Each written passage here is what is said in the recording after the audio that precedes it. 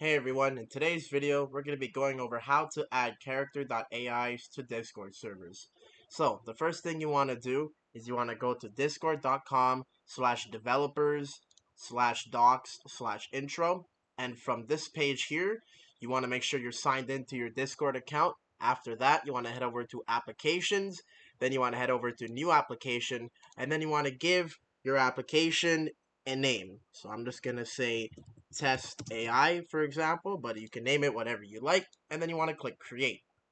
After you've clicked create, it'll take you to a page where you can give it a description, so you can type in whatever you like. You can give tags. You do, however, want to make sure you have these two IDs copied so that you can use these to put in servers of your choice.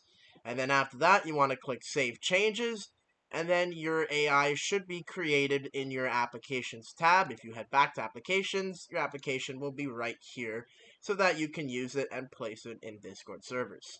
If this video helped you out, make sure to like and subscribe for more videos like these. Bye bye.